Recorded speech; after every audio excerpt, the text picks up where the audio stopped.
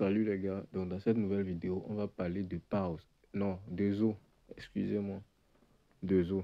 Donc, je ne sais pas si vous avez eu le calendrier pour les événements de pause, les événements importants. Donc, là, ils ont marqué leur calendrier en disant que entre le 17 février et le 22 février,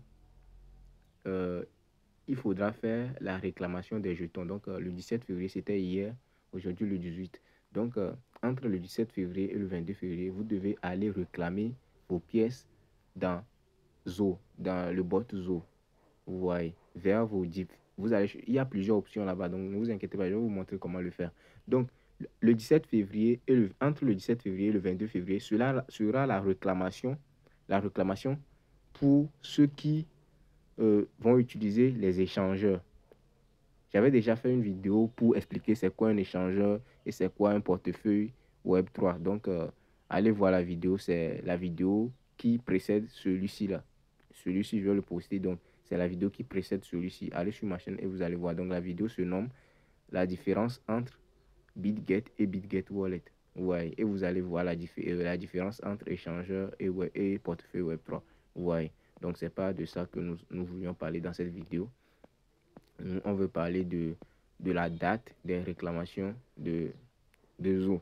Donc, entre le 17 février et le 22 février sera la clôture des réclamations pour les échangeurs, pour ceux qui vont utiliser les échangeurs.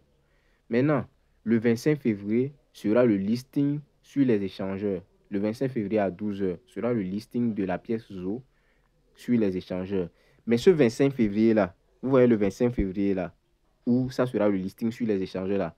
Le 25 février-là, c'est la date du commencement de la réclamation pour ceux qui vont utiliser ToneKeeper, les portefeuilles Web3 comme ToneKeeper ou bien le portefeuille, le wallet de Telegram ou bien MyTone Wallet, etc.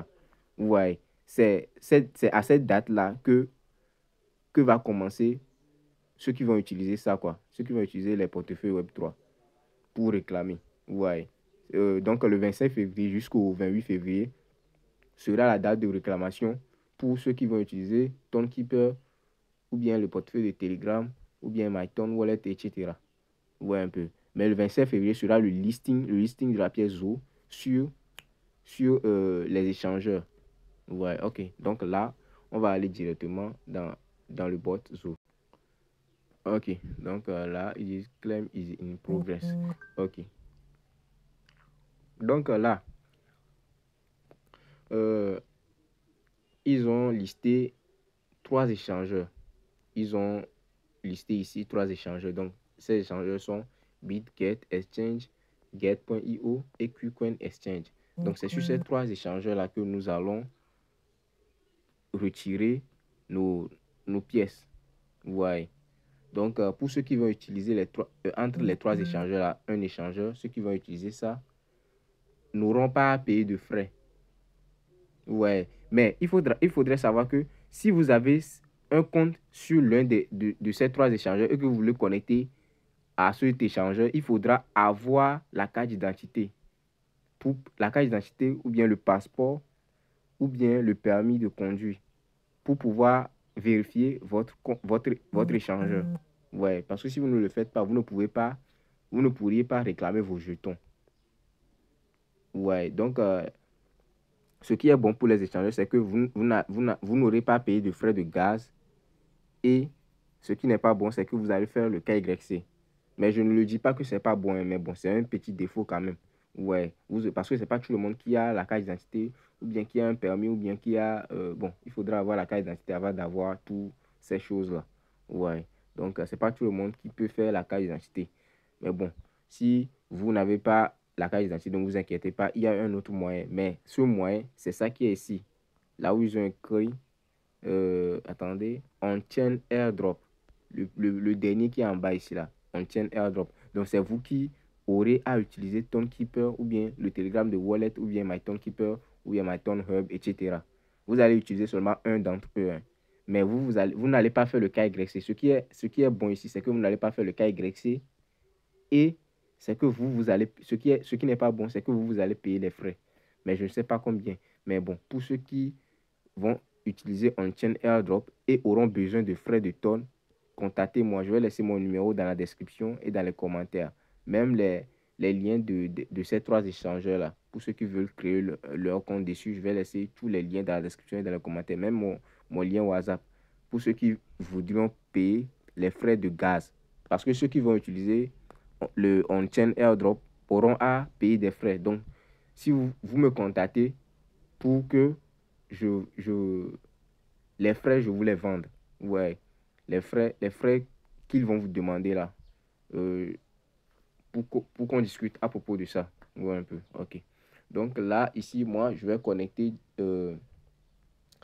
BitGet Exchange. Ouais, un peu. Je vais connecter BitGet Exchange. Maintenant, comment ça va se passer? Pour ceux qui vont utiliser on-chain airdrop, vous n'avez qu'à cliquer sur on-chain airdrop comme cela et vous cliquez sur connecter le portefeuille. Ouais. Et là, bon, moi, ça c'est connecté automatiquement. Mais c'est pas ce que moi je veux connecter. Ouais, un peu. C'est pas ce que je veux connecter. Donc, ce que je vais faire, bon, ce que je vais faire, moi, je vais redéconnecter ce portefeuille parce que c'est pas ce que moi je veux connecter. Je vais cliquer réinitialiser l'option de retrait. Je clique sur l'option, réinitialiser l'option de retrait. Je clique réinitialiser et choisis une autre option. OK. Donc, je sors. Et maintenant, je connecte mon BitGet Exchange. Donc, pour connecter le BitGet, vous cliquez sur BitGet Exchange.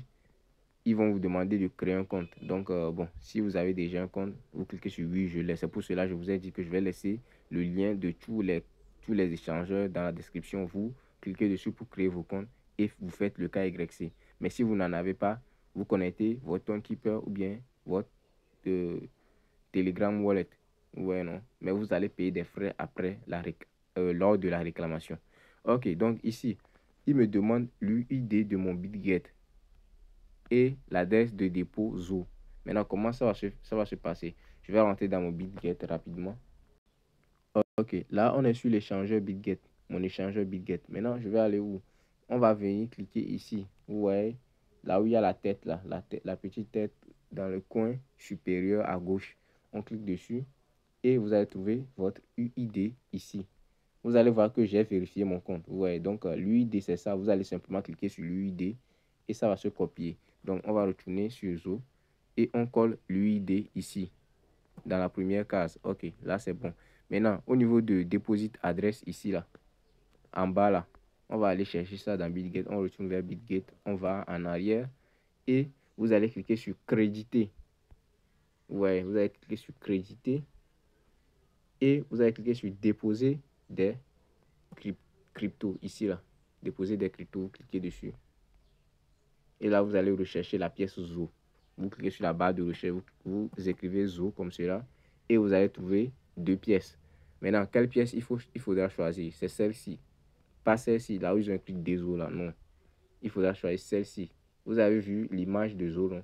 Voici l'image de Zo, l'icône quoi. Donc, c'est ça. Donc, vous cliquez dessus. Et, bon, je sais pas, hein, le réseau sera choisi automatiquement. Donc, c'est sur le réseau Ton.